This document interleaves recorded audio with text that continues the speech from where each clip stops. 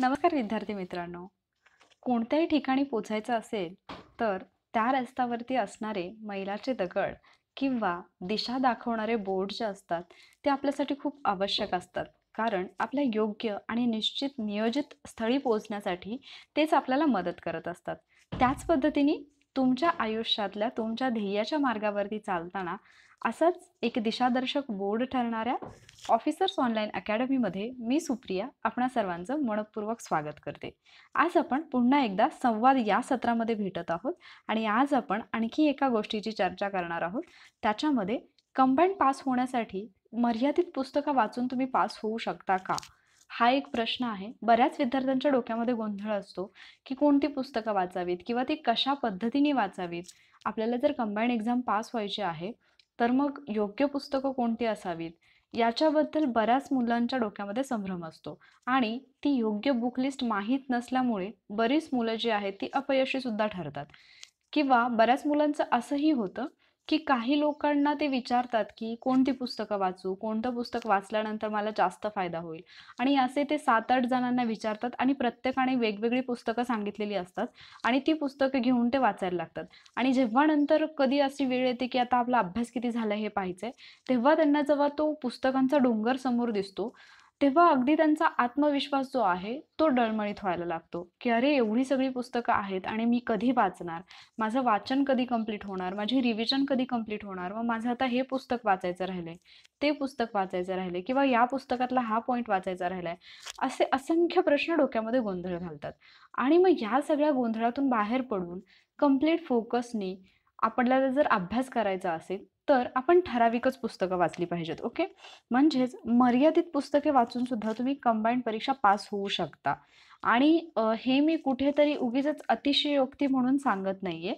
जे टॉपर्स आहेत आत्तापर्यंत PSI STI ASO मध्ये आलेले टॉपर्स आहेत, तर जर तुम्ही त्यांच्या तोंडूनही ऐकलं तरी सुद्धा ते सुद्धा तुम्हाला हेच सांगतील की तुम्ही अगदी थोडीशीच पुस्तकं वाचा, मर्यादित पुस्तकं वाचा आणि त्याच्यावर सुद्धा तुम्ही पोस्ट मिळवू शकता. म्हणजे जे एक वाक्य मला नेहमी आवडतं आणि ते सांगायला मला आवडेल ते म्हणजे की 10 पुस्तकं वाचण्यापेक्षा एकच पुस्तक 10 वेळा वाचा. त्या पुस्तकाचा अभ्यास तुम्ही एवढा परफेक्टली करा की मग तुम्हाला आयोगाने विचारलेल्या प्रश्नांची उत्तरं देताच आली पाहिजेत. बऱ्याचदा काय होतं की आपल्याला कुठला प्रश्न कुठून येईल हे माहीत नसतं, किंवा समजा तुम्ही एखादं पुस्तक घेतलंच असेल एखाद्या विषयाचं आणि तुम्ही जुनी प्रश्नपत्रिका घेतली आणि जर तुम्ही त्या प्रश्नपत्रिकेतले प्रश्न त्या पुस्तकामध्ये शोधत असाल. उदाहरणार्थ आपण घेऊन चालूया की कुठलाही एक विषय तुम्ही घेतलात आणि त्या विषयाचे 15 प्रश्न एक्झाममध्ये आलेले आहेत. त्या 15 पैकी ते प्रश्न तुम्ही काय करायला लागलात, तुमच्याकडे असणाऱ्या बुकमध्ये शोधायला लागलात आणि तुम्हाला 15 पैकी समजा 10 ते 11च प्रश्न त्या बुकमध्ये सापडले.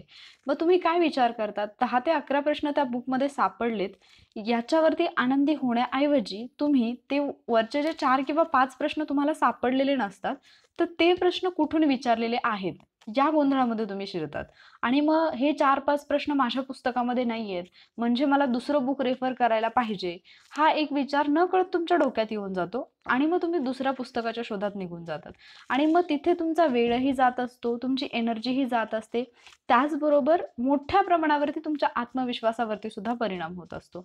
तर वैयक्तिकरित्या माझं मत विचारलं तर मी तर तुम्हाला हेच सांगेन की जर समजा एखाद्या पुस्तकातून तुमचं 12 मार्क्सचा टॉपिक कव्हर होतोय, ओके, म्हणजे एक पुस्तक आहे त्याचं ते जर पुस्तक तुम्ही वाचलं तर तुमची 12 मार्क्सची तयारी होते आणि बाकीचे उरलेल्या 3 मार्क्ससाठी समजा तुम्हाला 2 वेगवेगळी पुस्तकं वाचावी लागतात, तर बेटर आहे ना की तुम्ही 12 मार्क्सची व्यवस्थित तयारी करा. एकच पुस्तक तुम्ही वाचा आणि ते 12 जे आहेत त्यातले एकाही प्रश्नाचे मार्क तुमचे गेले नाही पाहिजे, तुम्ही निगेटिव्हमध्ये नाही गेला पाहिजे, अशा रीतीने अभ्यास करा.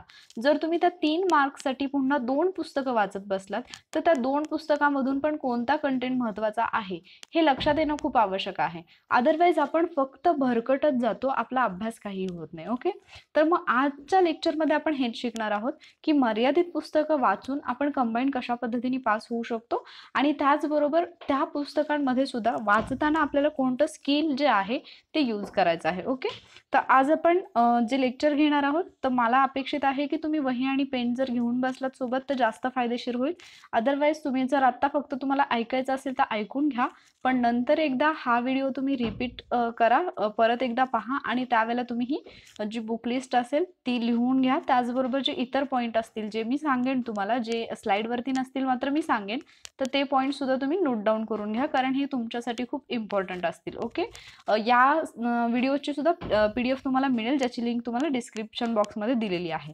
तर आपण पहिल्यांदा संयुक्त पूर्व परीक्षा गट ब 2020 म्हणजे जी एक्झाम आपली डेट आपली नियोजित होती, मात्र कोरोनामुळे किंवा लॉकडाऊनमुळे ती पुढे ढकलण्यात आली, अनिश्चित कालावधीसाठी ढकलण्यात आलेली. आता आपल्याला डेटही माहीत नव्हती.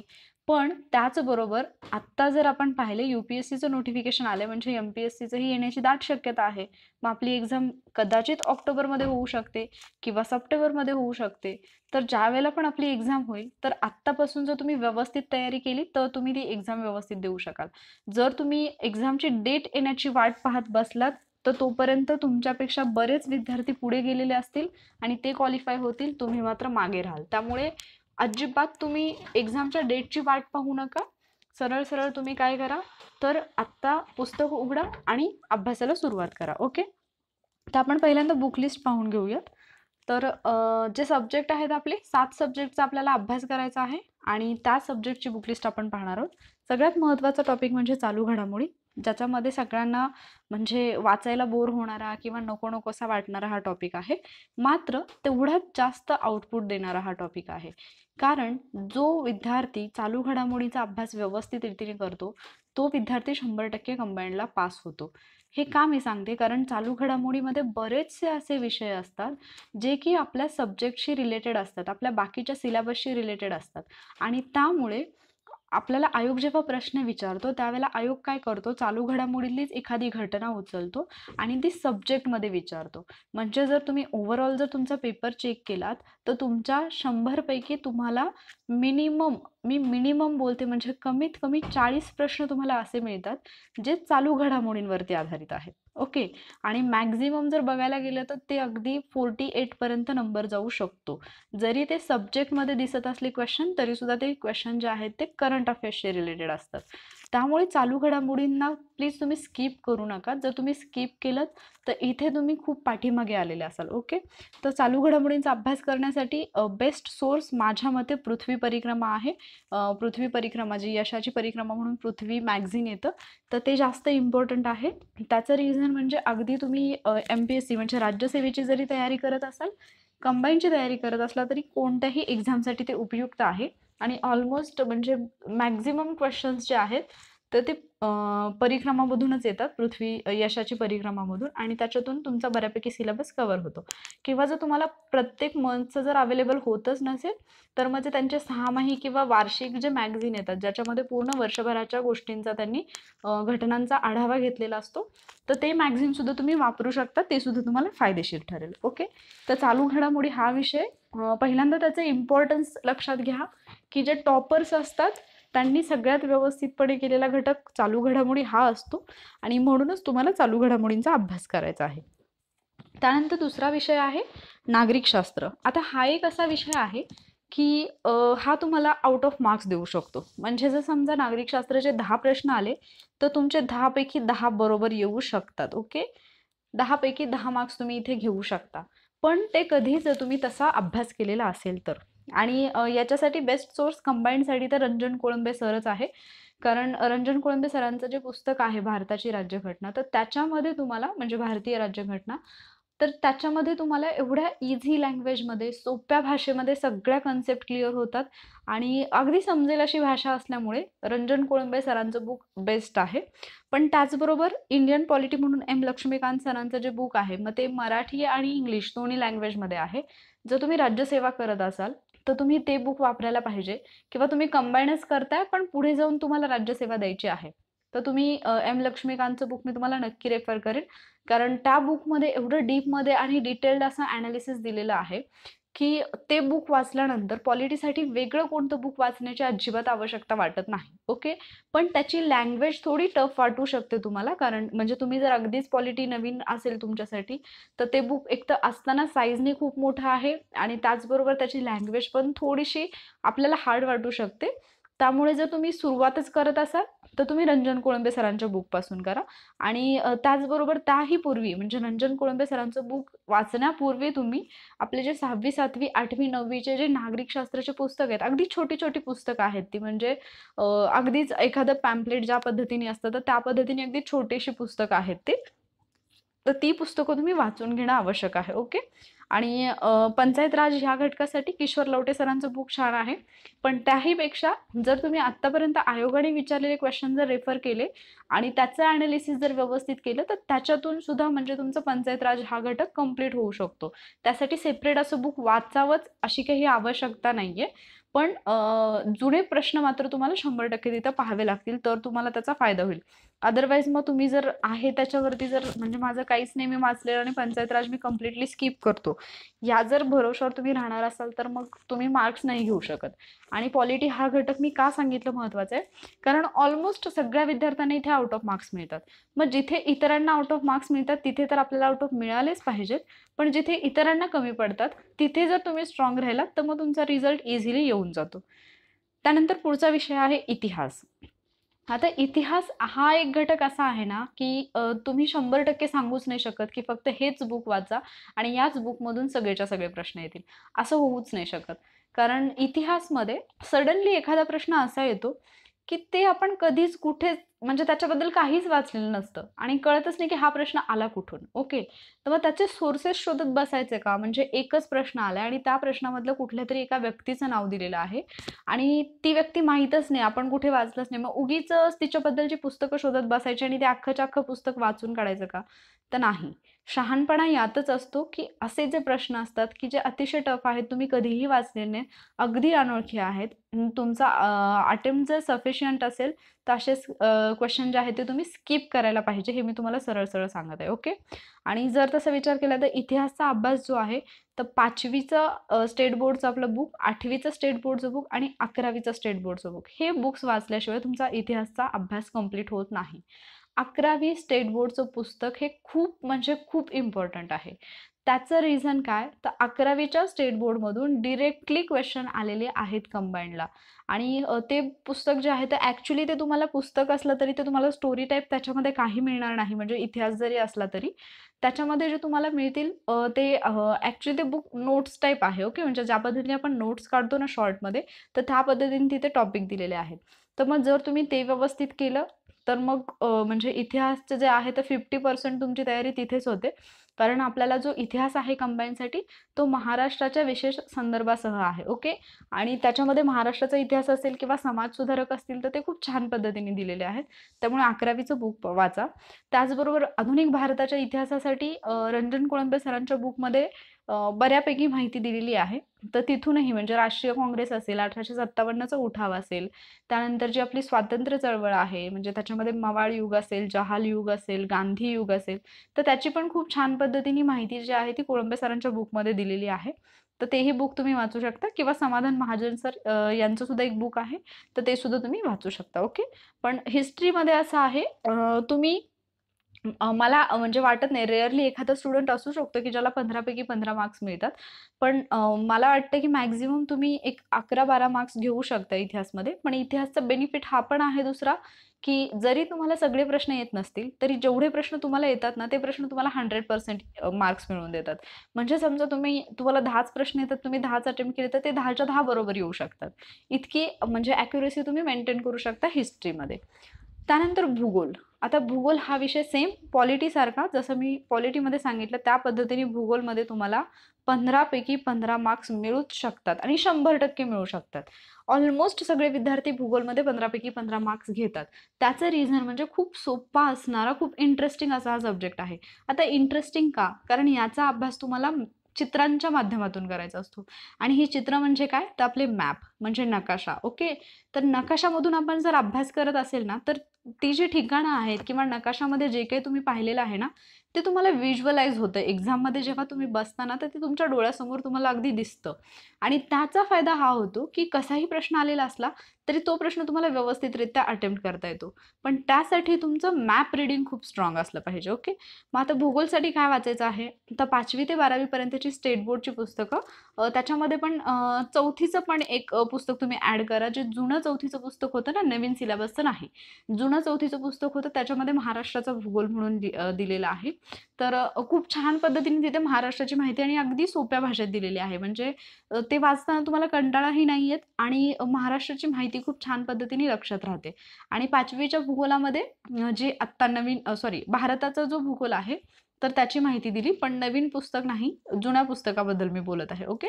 त्याचबरोबर नवीनमध्ये नवीन म्हणजे लास्ट सिलेबसचं, त्याच्यामध्ये पण 9वीचं जे पुस्तक आहे त्याच्यामध्ये पण महाराष्ट्राचा जो भूगोल आहे तो दिलाय आणि 10वीच्या पुस्तकामध्ये भारताचा भूगोल दिलाय. तर ती पुस्तकं पण महत्त्वाची आहेत. त्याचबरोबर काही क्वेश्चन जे आहेत ते असेच प्राकृतिक भूगोलावरती वगैरे येतात. तर मग त्याच्यासाठी बाकीची जी पुस्तकं आहेत म्हणजे 6वी, 7वी, 8वीचं असेल किंवा 11वी, 12वी स्टेट बोर्ड असेल, तर ते थोडीफार आपल्यासाठी महत्त्वाचे आहेत. पण फोकस कशावरती करायचं, तर जुनं 4थीचं पुस्तक जे आहे, स्टेट बोर्डचं जुनं 4थीचं पुस्तक. ओके.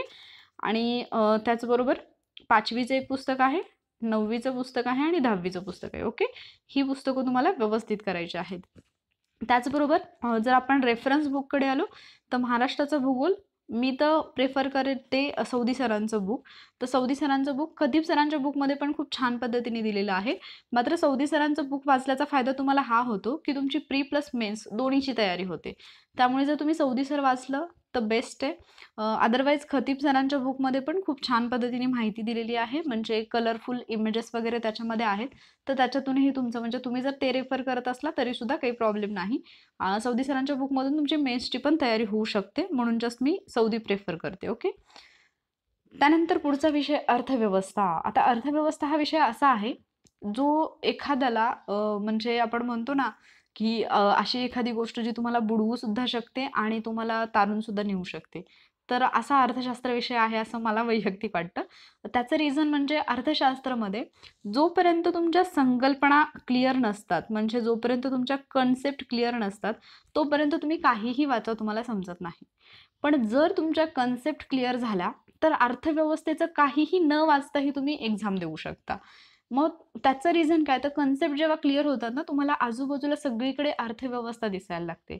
आणि ज्यावेळेला एक्झाममध्ये काही प्रश्न येतात म्हणजे फॅक्च्युअल डाटा सोडला तर बाकीचे जे प्रश्न येतात ते तुम्ही जस्ट म्हणजे विचारावरतीच तुमच्या त्या कन्सेप्टवरती तुम्ही सॉल्व्ह करू शकता. आणि बरेचसे आकडेवारीचे प्रश्नसुद्धा म्हणजे जे फॅक्टवरती प्रश्न येतात तर ते फॅक्च्युअल क्वेश्चनसुद्धा तुम्हाला जस्ट अंदाज असतो ना की ही जी घटना हा जो प्रश्न आहे तर त्याच्याशी संबंधित आकडेवारी काय असू शकते, तर त्या अंदाजावरती सुद्धा तुमचे ते प्रश्न सुटू शकतात. त्यामुळे अर्थव्यवस्था विषय असा आहे की तो जर तुम्ही करायला घेतलात तर तो परफेक्ट करा, म्हणजे व्यवस्थित करा. ओके. आता अर्थव्यवस्थेचं जे पुस्तक आहे तर रंजन कोळंबे सरांचं जे बुक आहे ते बेस्ट राहील. रंजन कोळंबे सरांच्या बुकची लँग्वेज जी आहे ती खूप इझी आहे, म्हणजे खूप सोप्या भाषेमध्ये रंजन कोळंबे सरांनी कन्सेप्ट क्लिअर करून दिलेले आहेत. त्यामुळे रंजन कोळंबे सरांचं बुक जर तुम्ही घेतलं तर तिथून तुमच्या अर्थव्यवस्थेच्या ऑलमोस्ट सगळ्या कन्सेप्ट क्लिअर होतात. त्याचबरोबर देसले सरांचं बुक आहे ते पण खूप म्हणजे आपण म्हणू शकतो कलरफुल इमेजेसमध्ये वगैरे दिलेलं आहे. तर देसले सरांचे पण बुक आहे ते 2 पार्टमध्ये आहे, पार्ट 1 आणि पार्ट 2. तर पार्ट 1 जास्त इम्पॉर्टंट आहे आपल्या कंबाईनच्या दृष्टीने आणि रंजन कोळंबे सरांचं घेतलं असेल मग तर बेस्टच. ओके. त्यानंतर पुढचा सब्जेक्ट आहे सामान्य विज्ञान. आता सामान्य विज्ञान पण परत तेच, म्हणजे कालच्या लेक्चरमध्ये पण मी तुम्हाला सांगितलं की बऱ्याच विद्यार्थ्यांना सामान्य विज्ञानाची भीती वाटते. आणि ती का वाटते, कारण त्यांचं बॅकग्राऊंडच सायन्सचं असतं. ओके. आणि मग अशा वेळेला सायन्सचे प्रश्न सोडवताना खूप गोंधळ उडू शकतो. पण सायन्ससाठी सगळ्यात महत्त्वाचं काय असेल तर स्टेट बोर्ड. इथे जरी मी 8वी ते 12वी लिहिलं असलं तरीसुद्धा जर तुमचं सायन्स खूपच वीक असेल, तुम्हाला सायन्सचं काही येत नसेल, तर मी सजेस्ट करेन की तुम्ही 6वी आणि 7वीचं सायन्सचं बुकसुद्धा रीड करा. 6वी आणि 7वी. त्याचं रिझन म्हणजे जेव्हा तुम्ही 6वी आणि 7वीचं वाचत जाता त्यावेळेला तुम्हाला 8वीचं बुक खूप छान पद्धतीने समजू शकतं. ओके. मग आता 6वीमध्ये जे काही टॉपिक दिलेले आहेत त्याचा पुढचा पार्ट 7वीमध्ये मिळेल, त्याच्या पुढचा पार्ट तुम्हाला 8वीमध्ये मिळेल. अशा पद्धतीने जे आहे ती सिलेबसची रचना आहे आणि याच्यामध्ये खूप कंटेंट तुमचा क्लिअर होतो. त्याचबरोबर सायन्सच्या प्रश्नांचं आणखी जर तुम्ही ऑब्झर्वेशन केलं असेल तर सायन्सचे बरेचसे प्रश्न असे येतात जे स्टेट बोर्डमध्ये आपल्याला म्हणजे स्कूलमधल्या स्टुडंटसाठी दिलेलं असतं ना, हे माहीत आहे का तुम्हाला म्हणून एक असा स्क्वेअर असतो, एक चौकोन असतो आणि त्या चौकोनामध्ये हे माहीत आहे का तुम्हाला असे प्रश्न असतात.